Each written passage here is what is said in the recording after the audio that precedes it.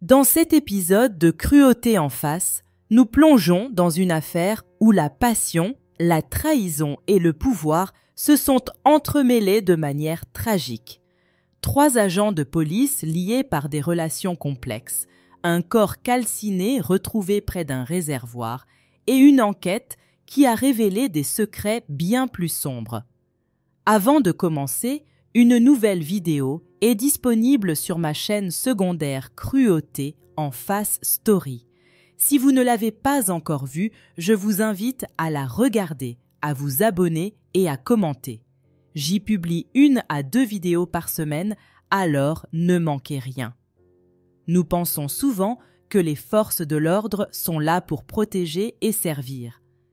Mais parfois, ceux qui portent l'uniforme cachent des intentions bien plus sombres. Restez bien jusqu'à la fin, car cette histoire révèle comment une relation apparemment professionnelle peut masquer une réalité terrifiante.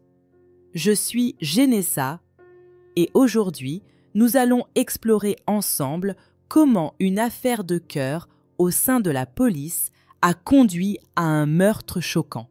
Préparez-vous, car même ceux qui sont censés faire respecter la loi peuvent être les auteurs des crimes les plus odieux. Rosa Peral est née en Espagne en 1986. À seulement 20 ans, elle travaillait déjà comme go-go danseuse dans l'une des boîtes de nuit les plus en vogue de Barcelone. Mais en 2006, elle a ressenti le besoin de tourner la page. Elle voulait autre chose, un nouveau but dans la vie. Et c'est grâce à son petit ami, Ruben, qu'elle a trouvé une nouvelle direction. Ensemble, ils ont décidé de rejoindre la garde urbaine, une idée qui germait alors que Ruben voyait Rosa se débattre avec ses choix de vie. À l'époque, elle avait échoué à obtenir la note nécessaire pour entrer à l'université en médecine vétérinaire, le domaine qu'elle avait d'abord envisagé. Après cet échec, elle s'était dit qu'elle prendrait une année sabbatique pour réfléchir à son avenir.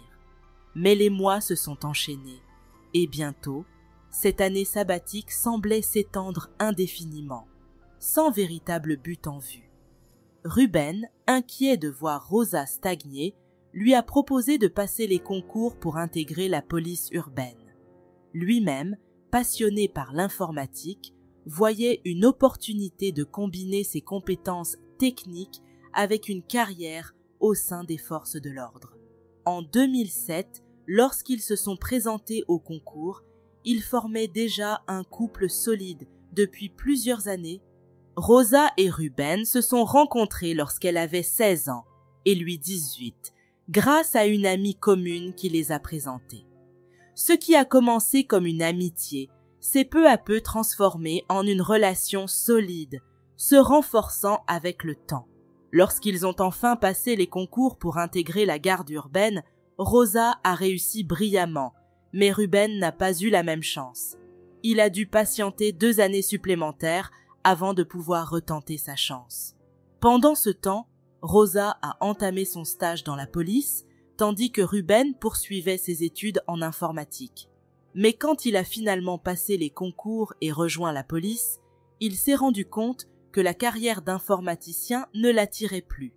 Pendant son stage, il a découvert un véritable goût pour le terrain, pour le contact humain et la vie dans les rues.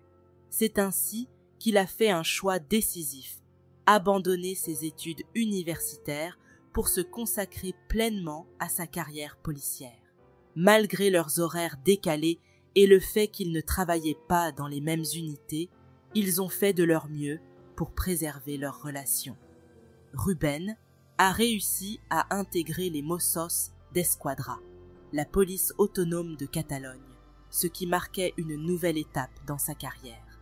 Ensemble, ils ont construit une vie commune, profitant de la stabilité que leurs emplois respectifs leur offraient.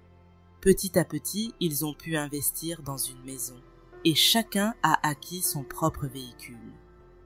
En 2008, la vie de Rosa a pris un tournant inattendu et chaotique. Un scandale a éclaté lorsqu'une photo explicite d'elle, en train de pratiquer une fellation, a été envoyée à tous ses collègues, y compris à son copain. Le plus troublant? L'image venait de sa propre adresse e-mail. Sans perdre de temps, elle a accusé Oscar, un sous-inspecteur avec qui elle entretenait une relation intime depuis plusieurs mois, d'être à l'origine de cette diffusion humiliante. Il s'était pris en photo avec son appareil photo numérique et, selon Rosa, elle lui avait confié ses mots de passe. Elle était convaincue qu'il avait accédé à sa messagerie pour se venger, car elle voulait mettre fin à leur liaison. Rosa a porté plainte contre Oscar, mais sa démarche n'a pas abouti comme elle l'espérait. Tout ce qu'elle a réussi à obtenir, c'est la mutation d'Oscar vers un autre commissariat. Refusant de baisser les bras, elle a réussi à porter l'affaire devant les tribunaux. Lors du procès, Oscar a admis leur relation et les photos prises, mais il a nié être l'auteur de la divulgation de l'image. Il a même refusé de reconnaître que l'organe visible sur la photo était le sien. Pour se défendre, Rosa a affirmé qu'Oscar avait une cicatrice distincte dans cette zone, ce qui l'identifiait clairement. Cependant, les autorités ont estimé que les preuves n'étaient pas suffisantes et Oscar a été acquitté. Cette épreuve a profondément secoué Ruben, bouleversé par la trahison. Pourtant, malgré la douleur et l'humiliation, il a finalement choisi de pardonner l'infidélité de Rosa, espérant peut-être tourner la page et reconstruire leur vie ensemble. La relation de Rosa et Ruben semblait plutôt stable et en 2010, ils ont accueilli leur premier enfant. En 2013, un second bébé est venu agrandir la famille et pour couronner le tout, ils ont annoncé qu'ils allaient se marier. Mais leur bonheur conjugal n'a duré que 3 ans. En 2016, ils ont annoncé leur séparation. Selon plusieurs témoins, leur mariage s'est effondré lorsque Ruben a découvert que Rosa le trompait à nouveau avec un collègue de patrouille, un certain Albert Lopez. En 2017, 6 mois après avoir entamé la procédure de divorce avec Ruben, Rosa a surpris tout le monde en annonçant qu'elle avait un nouveau compagnon. Ses amis s'attendaient à ce qu'elle présente Albert à sa famille, mais c'était un autre homme qui est apparu, Pedro Rodriguez.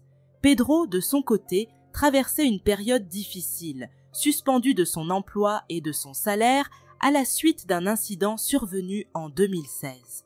Lors d'un contrôle routier, un motard avait refusé de s'arrêter et Pedro, furieux, avait perdu son sang-froid. Lorsque Pedro a finalement rattrapé le motard qui avait ignoré son ordre de s'arrêter, il a perdu le contrôle et a commencé à lui donner des coups de pied. Cet incident lui a valu des poursuites et il a dû verser des indemnités au motard, en plus d'être suspendu de son poste et de son salaire pendant plusieurs mois. Pendant que Rosa démarrait sa relation avec Pedro, elle devait également faire face aux défis de son divorce avec Ruben et à toutes les complications légales qui en découlaient.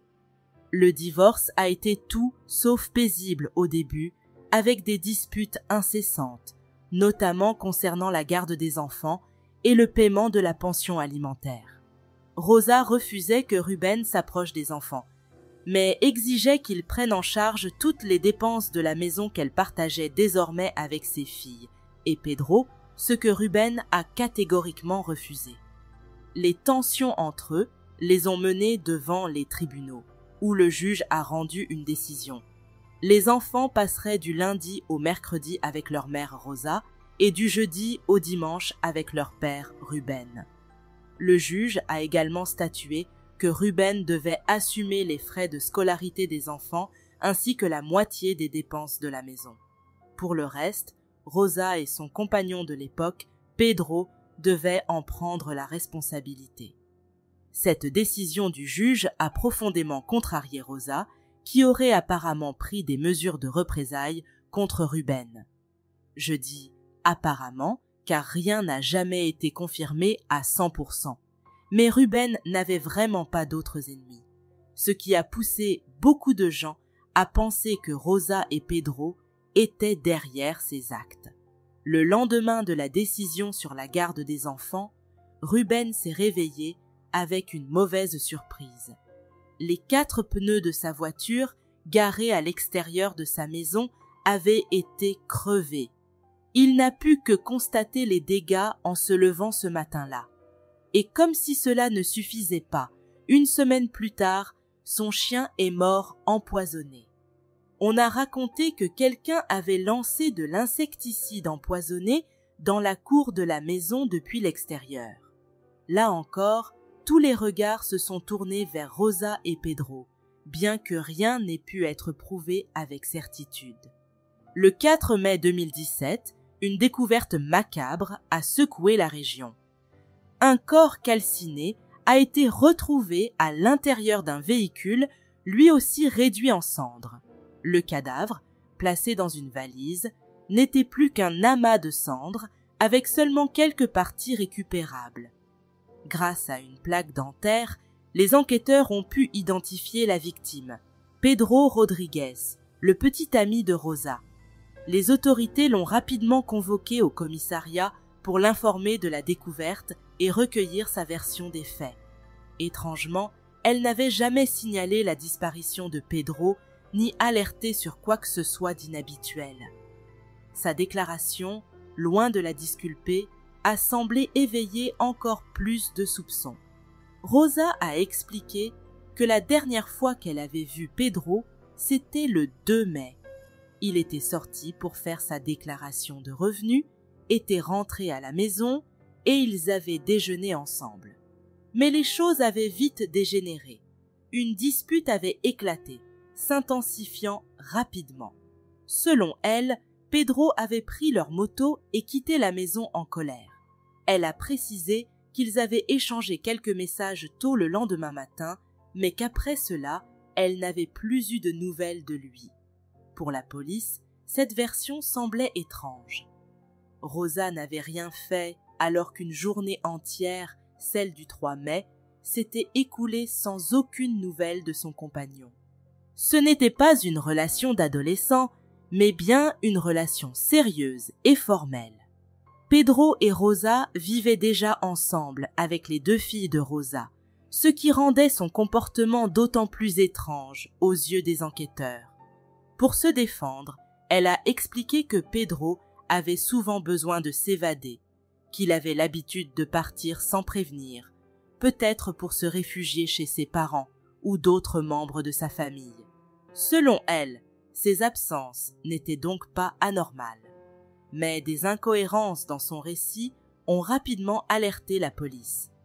Rosa avait affirmé qu'il était parti à moto, alors qu'il avait été retrouvé dans sa voiture, calciné. Ce détail a renforcé les soupçons des enquêteurs qui trouvaient déjà l'attitude de Rosa déconcertante. Elle ne pleurait pas, ne semblait ni triste, ni véritablement affectée par la perte de son compagnon. Son comportement n'était pas celui d'une femme en deuil. Lors de sa première déclaration, elle a même suggéré que son ex-mari, Ruben, pourrait être impliqué. Elle a affirmé que Pedro était très jaloux de Ruben, ce qui alimentait souvent leurs disputes. Il reprochait fréquemment à Rosa de ne pas avoir complètement tourné la page avec son ex-mari et avait même évoqué à plusieurs reprises qu'il pourrait lui faire quelque chose. Rosa est même allée jusqu'à raconter qu'un jour, Pedro avait acheté une batte de baseball en déclarant qu'il allait l'utiliser contre la tête de Ruben. Il était clair qu'elle cherchait à diriger l'attention de la police vers son ex-mari.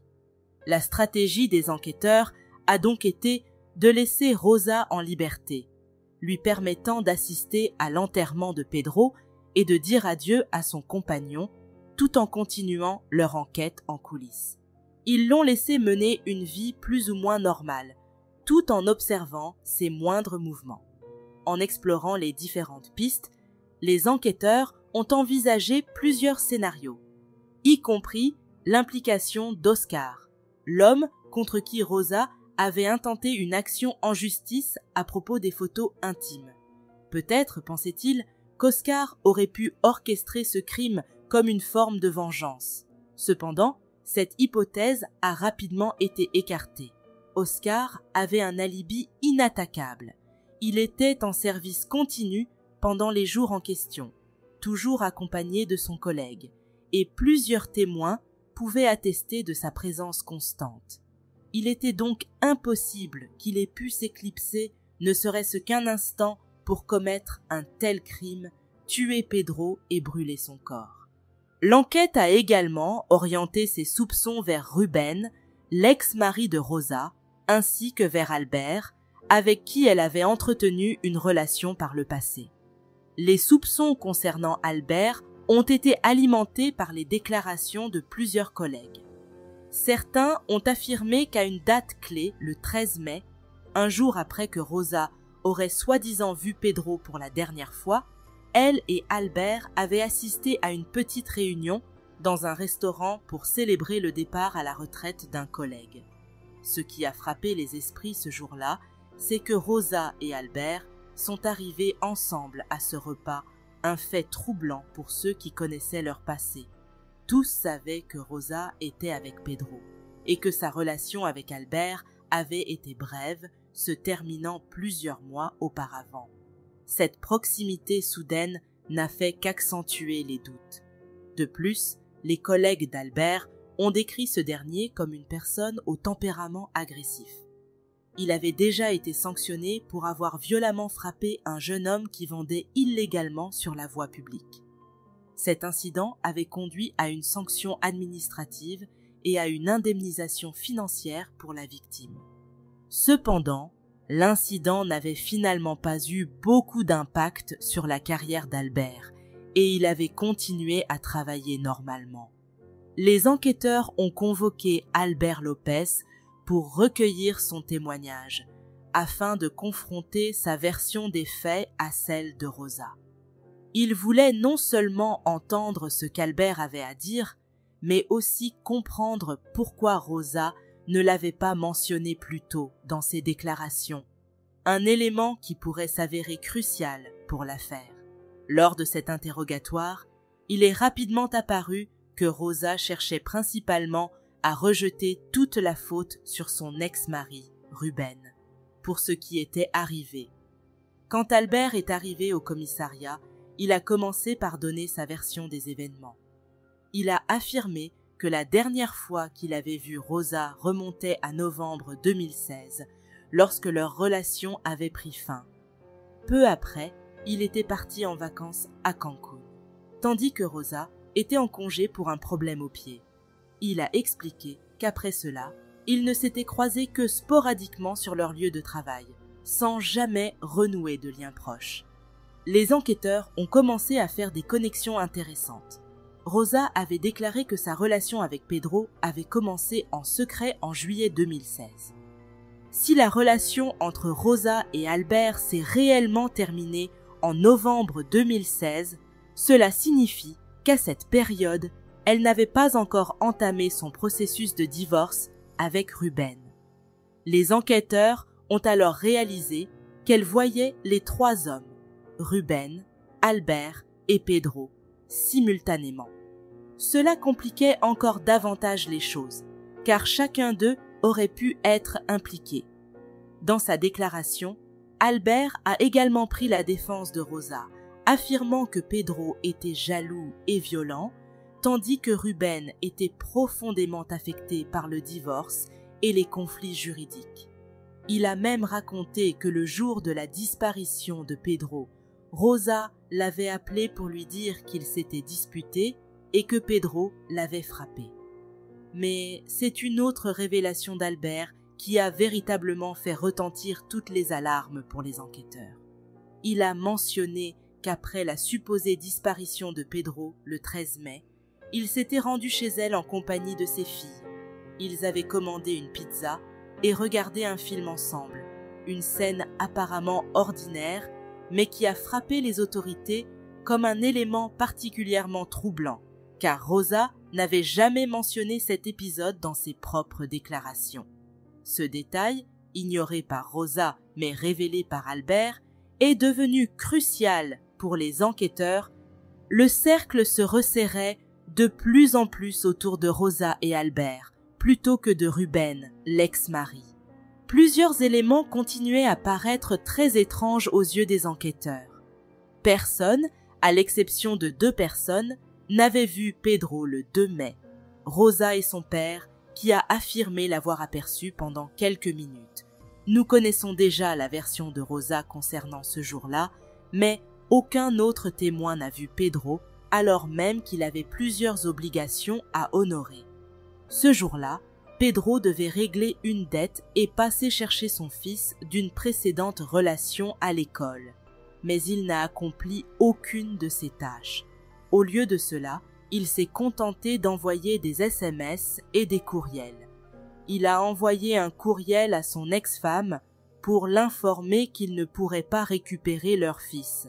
Et il a également écrit à son créancier pour dire qu'il laisserait l'argent dans sa boîte aux lettres. De plus, il a communiqué avec quelques autres collègues uniquement par message, un comportement inhabituel pour lui qui préférait généralement les échanges en personne. Ce qui a interpellé les enquêteurs, c'est que toutes ces personnes ont remarqué quelque chose d'étrange. Les messages semblaient impersonnels, comme s'ils ne reflétaient pas le style habituel de Pedro. Pedro, connu pour être assez abrupt et distant dans ses conversations, ne prenait jamais la peine de dire bonjour ou au revoir. Il allait droit au but, exprimant simplement ce qu'il avait à dire, sans fioriture. Pourtant, les messages reçus ce jour-là étaient étonnamment polis, ce qui a semblé très suspect. Il était également étrange que seule Rosa et son père aient vu Pedro ce jour-là, alors qu'il avait des tâches importantes à accomplir. Un autre détail troublant concernait ce qu'Albert avait mentionné. Il avait passé la soirée du 3 mai avec Rosa et ses filles à manger de la pizza. S'il était aussi jaloux et violent que Rosa l'avait décrit, et s'il était supposé être parti la veille au soir après une dispute, pourquoi n'était-elle pas inquiète qu'il puisse revenir à tout moment et la surprendre en compagnie d'Albert, un homme avec qui Pedro savait qu'elle avait eu une relation? Ces incohérences ont fait naître des doutes chez les enquêteurs, qui ont commencé à se demander si Rosa et Albert ne cachaient pas quelque chose. Les soupçons contre Ruben, l'ex-mari de Rosa, ont été complètement écartés lorsque l'un des collègues d'Albert a fait une révélation troublante. Ce collègue a raconté qu'un jour, lors d'une patrouille ordinaire, il lui avait posé une question dérangeante pendant une pause. Comment se débarrasser d'un cadavre? Cette conversation entre Albert et son collègue avait eu lieu quelques semaines seulement avant la mort de Pedro. Le collègue avait trouvé la question étrange, mais il l'avait d'abord prise à la légère, pensant que dans leur métier, où l'on est constamment confronté à des situations inhabituelles, ce genre de réflexion pouvait effleurer n'importe qui. Il avait alors répondu en décrivant, presque machinalement, ce qu'il ferait dans une telle situation. Il prendrait le cadavre, le mettrait dans une valise, le transporterait dans une voiture et le brûlerait dans un endroit reculé où personne ne s'en rendrait compte. Ce qui glaça les autorités, c'est que ce collègue avait décrit exactement la manière dont Pedro avait été retrouvé. Ce dernier, rongé par la culpabilité, ne pouvait s'empêcher de penser qu'il avait involontairement aidé Albert à se débarrasser de Pedro, qui était également l'un de ses collègues.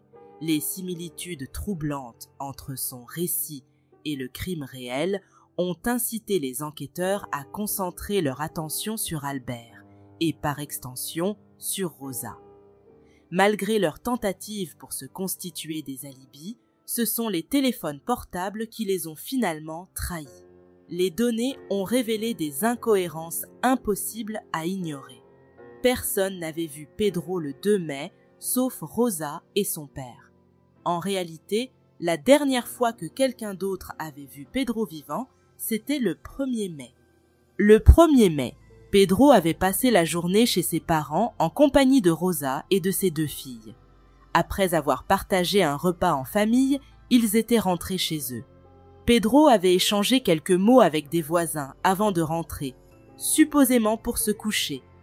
Ce sont les derniers moments où il a été réellement vu par quelqu'un d'autre que Rosa. Ce soir-là, le téléphone de Pedro s'est éteint vers 22 heures, ce qui a marqué la fin de toute activité connue de sa part. Grâce au relevé téléphonique de Rosa, les enquêteurs ont découvert qu'Albert lui avait passé 2 appels ce soir-là, dont un auquel elle avait répondu. Leur conversation a duré environ 4 minutes, puis, environ une demi-heure plus tard, les données des téléphones ont révélé qu'Albert se trouvait chez Rosa, son téléphone indiquant sa présence chez elle entre 2 heures et 10 heures du matin. Pour la police, cette visite nocturne était des plus suspectes. Le 2 mai, tout semblait avoir basculé. Comme nous le savons déjà, le téléphone de Pedro était actif ce jour-là, envoyant plusieurs messages, y compris les derniers échanges qu'il a eus avec Rosa après leur supposée dispute. Les données ont révélé que tous ces messages avaient été envoyés depuis le réseau Internet de la maison du couple. Cela indiquait clairement que le téléphone de Pedro n'avait jamais quitté la maison, ce qui a amené les enquêteurs à penser que même s'il était parti, il n'avait pas emporté son téléphone. Très vite, Rosa est devenue le suspect le plus évident, avec la suspicion qu'elle avait elle-même envoyé ces messages. Un autre point troublant concernait le téléphone d'Albert, qui s'est de nouveau retrouvé chez Rosa le soir du 2 mai. Les données ont également montré que le téléphone d'Albert avait été éteint entre 21h et 23h, période pendant laquelle il n'a émis aucun signal. Lorsque le téléphone s'est rallumé après 23 heures, la géolocalisation indiquait qu'il se trouvait déjà dans la maison d'Albert, située à quelques kilomètres de celle de Rosa. Un autre fait étrange a également retenu l'attention des enquêteurs. Bien que le téléphone de Pedro n'ait émis aucun signal durant toute la soirée du 1er et du 2 mai, un signal a été capté vers 3 heures du matin, provenant d'une zone très proche de la maison de Ruben. Cette découverte a ajouté une nouvelle couche de mystère à l'affaire. De plus, les enquêteurs ont commencé à retracer les achats récents du couple. Ils ont découvert qu'Albert avait acheté une carte prépayée. Le signal de la carte était détecté à proximité de la maison de Ruben, mais ce n'est pas tout. Ce signal a été repéré près de la zone où la voiture avec le corps calciné de Pedro a été retrouvée. L'autopsie a révélé que la cause probable de la mort de Pedro était une tentative d'étranglement. Cependant, le corps était tellement calciné qu'il était pratiquement impossible de déterminer avec certitude ce qui lui était arrivé. Certaines parties du corps étaient détachées, mais les experts ne pouvaient pas dire avec certitude si cela était dû à l'intensité de la chaleur ou si ces parties avaient été délibérément enlevées avant l'incendie. Parmi les restes, 2 objets en métal ont été retrouvés et initialement pris pour des douilles de balles. Après des analyses approfondies, il a été déterminé que l'un des objets était bien une douille, mais l'autre n'était en réalité qu'un morceau de métal provenant de la voiture. Cette pièce s'était détachée sous l'effet du feu et avait pris une forme trompeusement similaire à une douille de balle.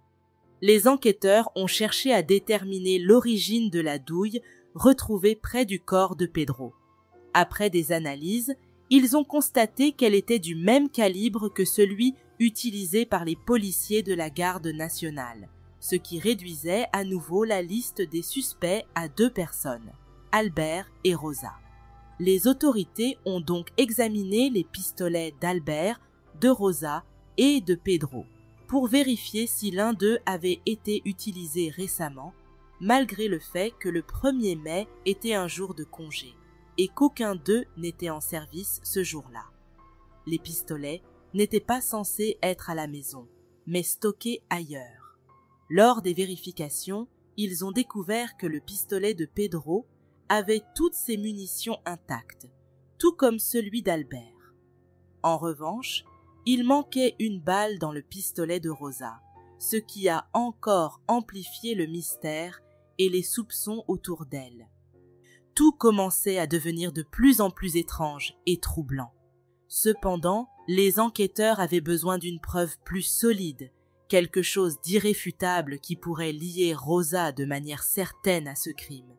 Ils cherchaient un témoin, une preuve ADN ou tout autre élément qui ne pourrait être contesté ni par la défense de Rosa ni par celle d'Albert. C'est finalement de la bouche de la fille aînée de Rosa qu'est venue cette pièce manquante. Lorsqu'elle était avec son père Ruben, qui avait une nouvelle partenaire nommée Patricia, la petite fille s'est approchée de cette dernière un jour pour lui confier qu'elle se sentait triste pour Pedro, qu'elle appelait affectueusement Titi.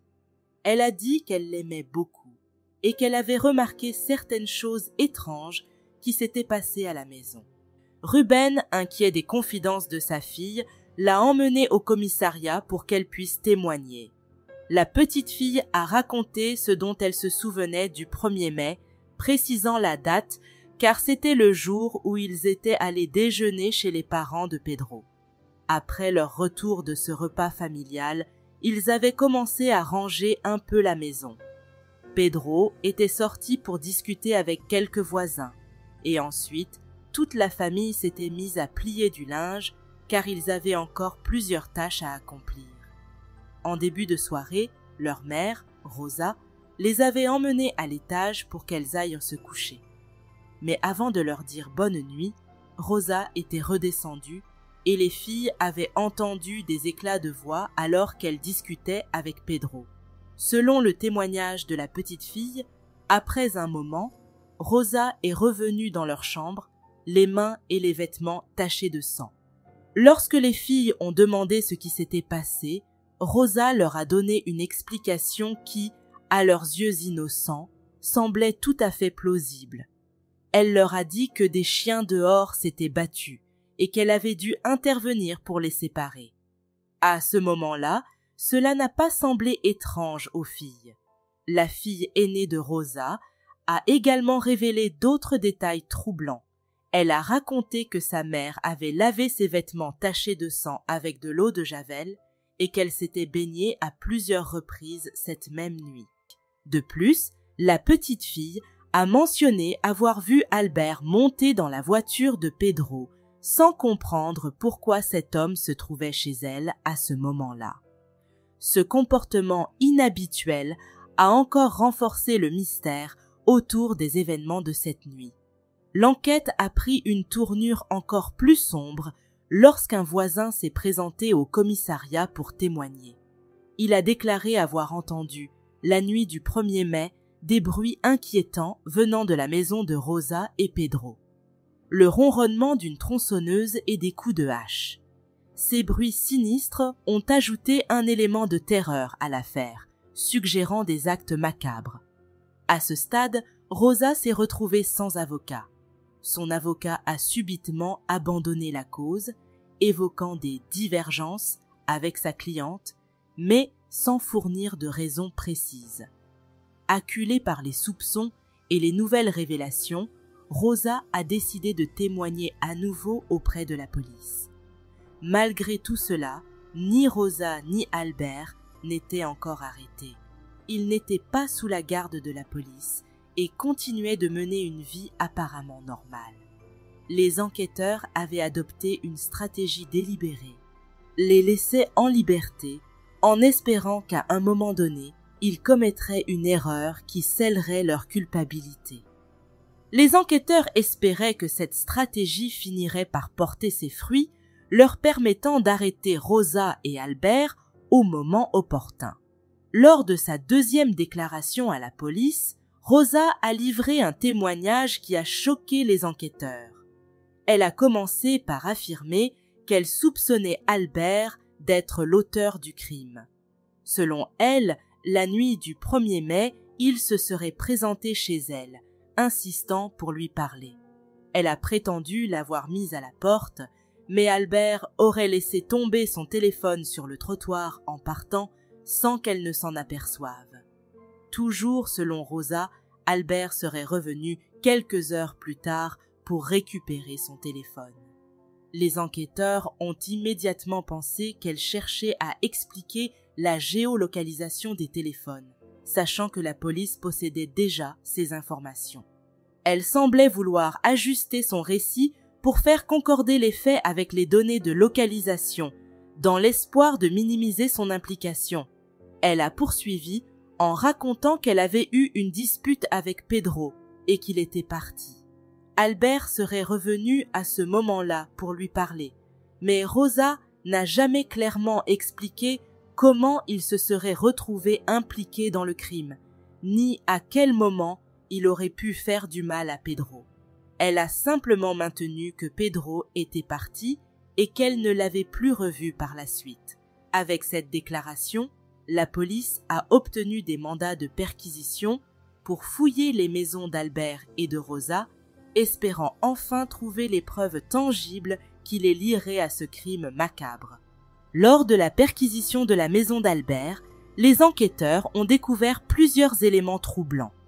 Ils sont tombés sur la boîte vide d'une bague de fiançailles, ainsi que plusieurs photos d'Albert et Rosa soigneusement rangées. D'après les agents, il était évident qu'Albert tenait encore beaucoup à Rosa, malgré tout ce qui s'était passé. Mais ce ne sont pas les seules découvertes. Une chaussure tachée de sang et une serviette portant également des traces de sang ont été trouvées, des indices qui commençaient à dresser un tableau encore plus accablant. Dans la maison de Rosa, les découvertes ont été tout aussi révélatrices. Les enquêteurs ont retrouvé la bague manquante, celle qui correspondait à la boîte trouvée chez Albert. Ils ont ensuite cherché d'éventuelles taches de sang, particulièrement motivées par les trouvailles sanglantes chez Albert. Les tests au luminol ont révélé une quantité impressionnante de taches de sang dans toute la maison de Rosa. Un détail frappant a particulièrement retenu leur attention. Un mur avait été récemment repeint, ce qui a empêché les agents de vérifier s'il y avait des traces de sang en dessous. En explorant davantage la maison, ils ont remarqué une autre anomalie. Un fauteuil manquait dans le salon.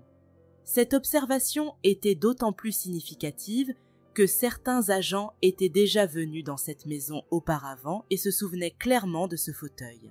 Sa disparition a semblé hautement suspecte. Un autre détail a fortement intrigué les enquêteurs. Si, selon l'autopsie, Pedro avait été étranglé, pourquoi y avait-il autant de sang dans la maison de Rosa?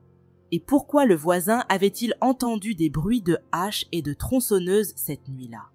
Ces questions rendaient le déroulement exact des événements encore plus confus et inquiétants. Le point culminant de toutes les preuves trouvées dans les résidences de Rosa et Albert a été la découverte du téléphone de Pedro, caché dans le sac de Rosa. Un sac qui n'avait jamais quitté la maison. Cette découverte a confirmé que les emails et les messages envoyés depuis le téléphone de Pedro le 2 mai n'avaient pas été écrits par lui. Cela laissait entendre que Pedro était probablement déjà mort dès la soirée du 1er mai ou tôt le matin du 2 mai, contredisant la version de Rosa. Ce 1er mai était en effet la dernière journée où des personnes extérieures à Rosa avaient vu Pedro vivant. La déclaration de Rosa a commencé à s'effondrer encore plus lorsque son propre père s'est rendu à la police pour admettre qu'il avait menti. Contrairement à ce qu'il avait précédemment affirmé, il n'avait en réalité jamais vu Pedro le 2 mai.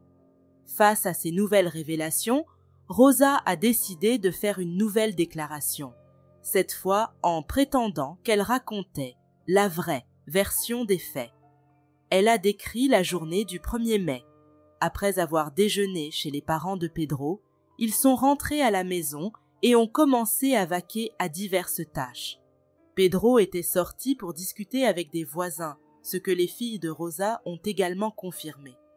Après que Pedro est rentré à la maison et qu'ils ont terminé de plier les vêtements, Rosa raconte qu'elle a commencé à recevoir des appels insistants d'Albert. Elle finit par répondre à l'un de ces appels et explique à Albert qu'elle ne peut pas le recevoir pour le moment, car Pedro est encore éveillé.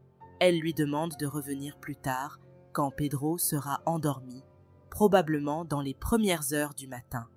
Mais selon elle, Albert n'a pas respecté cette demande et s'est présenté chez elle environ une demi-heure à 45 minutes après cet échange, ce qui correspond effectivement à la géolocalisation des téléphones. Elle poursuit en expliquant qu'elle a parlé brièvement avec Albert, mais qu'il a une nouvelle fois oublié son téléphone chez elle. Elle affirme qu'il est revenu 2 ou 3 heures plus tard, cette fois visiblement très en colère et portant un sac à dos d'où dépassait ce qui ressemblait à un bâton en bois, qu'elle a supposé être le manche d'une hache. Elle déclare qu'Albert l'a menacée, lui a demandé de lui remettre son téléphone et l'a forcé à monter au 2e étage de la maison. Rosa dit s'être enfermée dans la chambre des enfants, où elle a commencé à entendre des cris et des bruits inquiétants venant du rez-de-chaussée. Elle raconte qu'à un moment, Albert a commencé à lui crier de descendre, exigeant qu'elle soit présente avec lui. Rosa raconte qu'elle est finalement descendue et a découvert une scène effrayante. Albert était couvert de sang, tout comme la hache et la tronçonneuse qui se trouvaient à ses côtés. Albert, visiblement hors de lui a alors demandé les clés de la voiture de Pedro ainsi que les clés de la maison, en la menaçant de s'en prendre à ses filles si elle ne se conformait pas à ses demandes. Terrifiée, elle dit avoir obéi, retournant s'enfermer dans la chambre des enfants. Depuis la chambre, Rosa affirme avoir entendu des bruits inquiétants avant de voir Albert partir avec la voiture de Pedro. Mais quelques minutes plus tard, il est revenu et lui a ordonné de l'accompagner. Apparemment, il l'a fait monter dans la voiture de Pedro pendant qu'il conduisait sa propre voiture qu'il avait amenée ce soir-là. Rosa décrit son état à ce moment-là comme étant nerveuse et complètement perdue, ne sachant pas du tout ce qui allait se passer. Durant l'intervalle où Albert était parti avec la voiture de Pedro, elle explique qu'elle n'a pas pu appeler la police. Elle n'avait plus de téléphone fixe et Albert avait emporté son téléphone portable, la laissant sans aucun moyen de contacter qui que ce soit. Complètement désemparée, elle n'avait aucune idée de ce qu'elle devait faire. Albert a ensuite pris la route, avec Rosa le suivant dans la voiture de Pedro. Ils ont roulé jusqu'à un endroit reculé, le lieu même où la voiture de Pedro a été retrouvée calcinée. Arrivé sur place, il lui a ordonné de sortir de la voiture de Pedro et de monter dans la sienne, poursuivant ainsi un plan sinistre dont elle affirme ne rien avoir compris sur le moment. Albert a sorti des bidons d'essence de sa voiture et Rosa a d'abord craint qu'il veuille la brûler vive. Elle a ensuite compris qu'il allait incendier la voiture de Pedro. Après avoir mis le feu, ils ont observé les flammes avant qu'Albert ne ramène Rosa chez elle. Là, il lui aurait avoué le meurtre de Pedro et l'aurait forcé à se faire passer pour Pedro, menaçant de s'en prendre à ses filles. Elle affirme que le crime a été motivé par la jalousie d'Albert envers Pedro et son rejet après qu'elle a refusé sa demande en mariage. Cependant, des photos trouvées sur le téléphone montrent qu'elle souriait avec Albert et portait fièrement 2 bagues, une offerte par Albert et l'autre par Pedro, contredisant son récit. Albert, de son côté, a affirmé qu'il s'était rendu chez Rosa le 2 mai et avait accidentellement laissé tomber son téléphone le soir du 1er mai. Il a maintenu que sa visite chez elle pour récupérer son téléphone perdu sur le trottoir n'avait rien d'inhabituel. Mais ce qui a réellement changé dans son récit, c'est ce qui s'est passé après. Il a raconté qu'il s'était rendu chez elle le 2 mai, avait passé du temps avec elle, discuté et partagé une pizza avec elle et ses filles. Cependant, il a tenté de brouiller les pistes en affirmant que ces événements s'étaient en réalité déroulés le 3 mai, dans une tentative maladroite de s'aligner sur les preuves. Il a également affirmé que le 2 mai, Rosa lui avait demandé de couper du bois avec une hache pour un arbre dans son jardin, un détail que la police a trouvé curieusement suspect. Les enquêteurs ont fini par croire qu'Albert et Rosa essayaient désespérément de donner un sens aux preuves accablantes, mais dans la confusion de leurs récits, ils semblaient perdre pied sur les dates et les détails exacts des événements, ce qui ne jouait clairement pas en leur faveur. Albert a poursuivi en déclarant que Rosa lui avait confié un secret terrifiant. Elle avait caché le corps de Pedro dans le coffre de sa voiture et devait s'en débarrasser. Selon lui, il serait alors allé acheter de l'essence, l'aurait chargé dans son véhicule et ensemble, ils se seraient rendus dans un endroit reculé où ils auraient brûlé le corps de Pedro. Les autorités ont trouvé cette version tout aussi invraisemblable que celle de Rosa, et les contradictions flagrantes entre leurs récits n'ont fait que renforcer les soupçons. Finalement, les deux ont été arrêtés et traduits en justice. La police a présenté la théorie suivante sur ce qui s'est réellement passé. Tout aurait eu lieu dans la nuit du 1er mai ou dans les premières heures du 2 mai. Selon cette théorie, Albert et Rosa planifiaient le meurtre de Pedro depuis plusieurs semaines. Ils voyaient Pedro comme un obstacle à leur relation et pensaient qu'en se débarrassant de lui, ils pourraient enfin être ensemble sans entrave. C'est finalement Albert qui aurait utilisé la tronçonneuse pour tuer Pedro. Cependant, en raison de l'autopsie limitée par l'état calciné du corps, il a été impossible de déterminer précisément ce qui a été fait avant ou après la mort de Pedro. Les enquêteurs n'ont pas non plus pu établir avec certitude si Pedro avait reçu un coup de feu ou si la présence de munitions retrouvées dans la voiture relevait simplement du hasard, étant donné que les policiers ont souvent des munitions chez eux. Il est également possible que Rosa ait tiré ce jour-là, mais le mystère reste entier. Avec le temps, la pression des preuves accablantes et la complexité de leurs mensonges ont fini par fissurer le pacte entre Albert et Rosa. Constatant que leurs récits ne tenaient plus la route, ils ont commencé à s'accuser mutuellement, chacun tentant de rejeter la faute sur l'autre. Pourtant, les enquêteurs étaient convaincus que les deux étaient responsables à part entière, non seulement en tant qu'auteurs matériels du crime, mais aussi en tant qu'instigateurs intellectuels de ce plan macabre. Albert et Rosa ont été condamnés pour le meurtre de Pedro lors d'un procès du 3 février au 23 mars 2020. Albert a reçu 20 ans de prison, tandis que Rosa a écopé de 25 ans pour circonstances aggravantes de parenté, et ils ont été condamnés à verser 885 000 € à la famille de la victime. Leurs appels ont été rejetés, et l'affaire a attiré une forte attention médiatique, inspirant une série Netflix.